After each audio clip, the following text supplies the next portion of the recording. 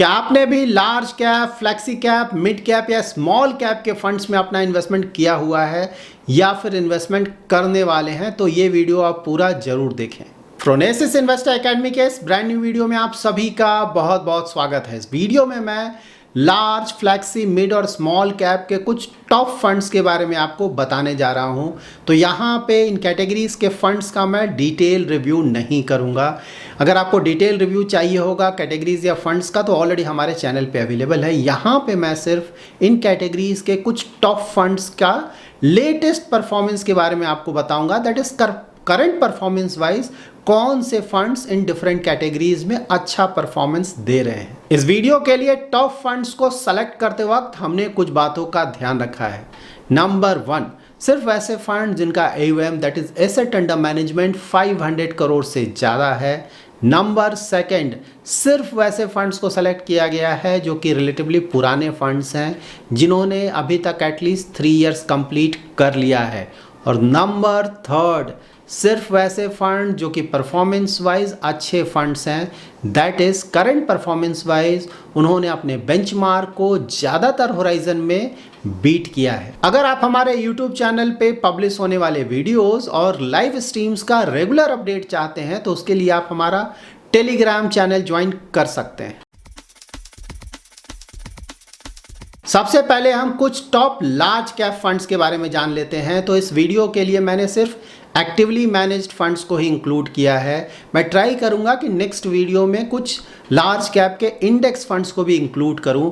तो यहाँ पे लार्ज कैप कैटेगरी के फंड्स वैसे फंड्स होते हैं जो कि अपने टोटल एसेट का एटलीस्ट 80% लार्ज कैप के स्टॉक्स में इन्वेस्ट करते हैं। लार्ज कैप फंड्स वैसे इन्वेस्टर्स के लिए ज़्यादा सुटेबल होते हैं जो कि इक्विटी में इन्वेस्ट करना चाहते हैं, रिस्क भी लेना चाहते हैं, लेकिन कोई बहुत ज़्यादा रिस्क लेना नहीं चाहते, या फिर जो अपना इक्विटी इन्वेस्टमेंट स्टार्ट कर रहे हैं, जिन्होंने इक्विटी मार्केट्स का अभी भी बहुत ज़्यादा आइडिया नहीं है, तो उनके लिए जनरली लार्ज कैप के फंड्स सुटेबल होते हैं। Actively managed large cap category में मैंने जिन फंड्स को इंक्लूड किया है वो है Aditya Birla, Baroda, Canara Robeco, Edelweiss, HDFC, ICICI Pru, IDBI India, Kotak, Mirae Asset, Nippon India, SBI, Sundaram और टाटा के लार्ज कैप फंड। यहाँ पर आप देख सकते हैं कि मैंने काफ़ी सारे फंड्स को इस लिस्ट में इंक्लूड किया है, लेकिन इनका क्राइटेरिया यही था कि जो भी फंड अपने बेंचमार्क को ज़्यादातर होराइजन्स में बीट कर पाए उसे ही मैंने इंक्लूड किया है। तो यहाँ पे आप देख सकते हैं ये सारे फंड्स ज़्यादातर होराइजन्स में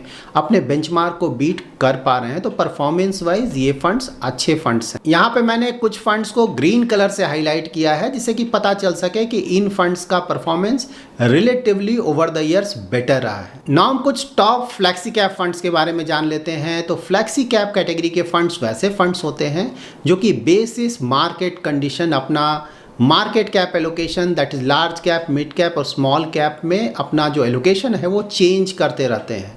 अगर उन्हें लगेगा कि लार्ज कैप के स्टॉक्स ज़्यादा अच्छा करेंगे तो लार्ज कैप के स्टॉक्स में वो एक्सपोजर बढ़ा लेंगे।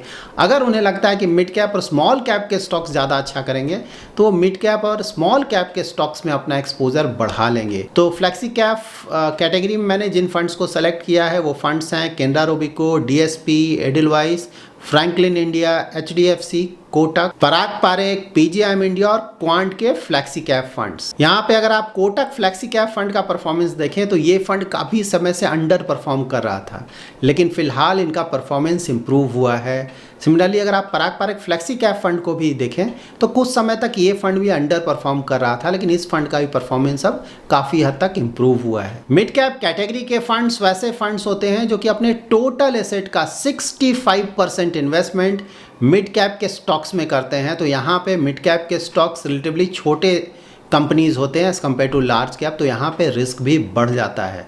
तो अगर आप बहुत ज़्यादा रिस्क ले सकते हैं तभी आप मिड कैप के फंड्स को कंसिडर करें। तो मिड कैप के कैटेगरी में मैंने जिन टॉप फंड्स को सेलेक्ट किया है वो फंड्स हैं एडिलवाइस, HDFC, Invesco, Kotak, Motilal Oswal, PGIM India, quant और SBI के मिड कैप फंड्स, यहाँ पे ही मैंने कुछ फंड्स को ग्रीन कलर से हाईलाइट किया है। स्मॉल कैप कैटेगरी के फंड्स वैसे फंड्स होते हैं जो कि अपने टोटल एसेट का एटलीस्ट 65% स्मॉल कैप के स्टॉक्स में करते हैं और बाकी का जो 35% है वो लार्ज कैप, मिड कैप या स्मॉल कैप कहीं भी इन्वेस्ट कर सकते हैं। तो यहाँ पे जो साइज़ ऑफ कंपनीज़ होता है वो और भी छोटा हो गया। लाइक सबसे बड़ी कंपनीज़ हो गई लार्ज कैप की, उसके बाद मिड कैप, उसके बाद स्मॉल कैप। तो स्मॉल कैप में बहुत ही छोटी कंपनीज़ होती हैं, तो यहाँ पे रिस्क बहुत ज़्यादा होता है। लार्ज कैप और मिड कैप दोनों से ही ये बहुत ज़्यादा रिस्की कैटेगरी है। तो अगर आप बहुत ज़्यादा रिस्क ले सकते हैं, investment horizon very long term का है, तब भी आप इस तरह के कैटेगरी के फंड्स में अपना इन्वेस्टमेंट करें। स्मॉल कैप कैटेगरी में मैंने जिन टॉप फंड्स को सेलेक्ट किया है वो फंड्स हैं Axis, Canara Robeco, DSP, Edelweiss, Franklin India, HDFC, HSBC, ICICI, Kotak, Nippon, Quant, SBI, Sundaram, Tata और यूनियन के स्मॉल कैप फंड्स। यहाँ पे आपको लग सकता है कि इतने सारे फंड्स को हमने इंक्लूड किया है, लेकिन ये इंक्लूड सिर्फ इसलिए किया है क्योंकि हमारा क्राइटेरिया यही था। हमने शुरू में ही अपना क्राइटेरिया डिस्कस किया है। अगर किसी फंड का AUM 500 करोड़ से ज़्यादा है, वो 3 इयर्स या फिर उससे ज़्यादा समय कंप्लीट कर चुका है और साथ ही अगर ज़्यादातर होराइजन्स में अपने बेंचमार्क को बीट कर पा रहा है, तो वो एक अच्छा फंड है। और करंट परफॉर्मेंस वाइज ये सारे फंड्स इन ऑल 3 क्राइटेरियाज पे पूरी तरह से खरे उतरते हैं। दैट्स वाई हमने इन फंड्स को यहाँ पे इंक्लूड किया है। यहाँ पे मैंने उन फंड्स को डार्क ग्रीन कलर से हाईलाइट किया है जो कि पुराने फंड्स हैं, AUM थोड़ा ज़्यादा बड़ा हो गया है, लेकिन हाँ बहुत अच्छे फंड्स हैं।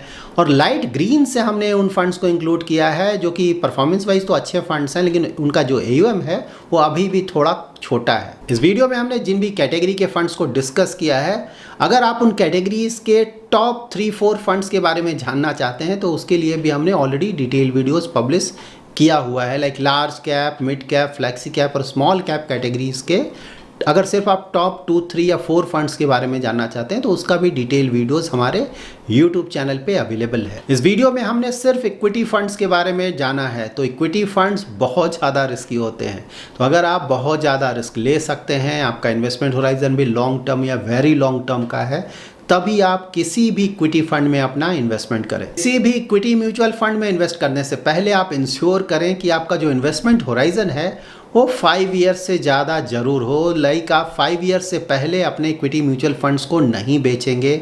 और साथ ही आप अपना रिस्क प्रोफाइल भी चेक कर लें, आपका रिस्क प्रोफाइल एटलीस्ट मॉडरेट या एग्रेसिव ज़रूर हो। और अगर आपका रिस्क प्रोफाइल सिर्फ मॉडरेट है तो वहाँ पे सिर्फ आप लार्ज कैप के फंड्स को ही कंसिडर करें और थोड़ा एक्सपोजर फ्लेक्सी कैप के फंड्स में लें। वहाँ पे आप मिड कैप और स्मॉल कैप के फंड्स में एक्सपोजर नहीं लें क्योंकि वो बहुत ज़्यादा रिस्की होता है। हाँ, अगर आपका रिस्क प्रोफाइल एग्रेसिव या वेरी एग्रेसिव है तब तो आप इस मिड कैप और स्मॉल कैप के फंड्स में भी अपना इन्वेस्टमेंट कर सकते हैं। अगर आपने अभी तक अपना रिस्क प्रोफाइलिंग नहीं किया है तो आप फ्री में अपना रिस्क प्रोफाइलिंग हमारे वेबसाइट phronesis.investor.com पे कर सकते हैं। So that's it in this video. अगर आपका कोई इन्वेस्टमेंट रिलेटेड क्वेरी है लाइक पर्सनल फाइनेंस, स्टॉक्स या म्यूचुअल फंड रिलेटेड, तो एवरी सैटरडे मैं 7:30 to 8:30 PM को यूट्यूब पे लाइव आता हूँ। लाइक कल सैटरडे है तो कल शाम में भी मैं 7:30 to 8:30 PM में लाइव आऊँगा। और अगर आपका कोई इन्वेस्टमेंट रिलेटेड क्वेरी है तो उस लाइव स्ट्रीम को आप ज्वाइन कर सकते हैं। अगर आपको ये वीडियो पसंद आया है तो ज़रूर लाइक एंड शेयर करें, और अगर अभी तक आपने हमारा यूट्यूब चैनल सब्सक्राइब नहीं किया है तो ज़रूर सब्सक्राइब करें। Thanks lot for watching.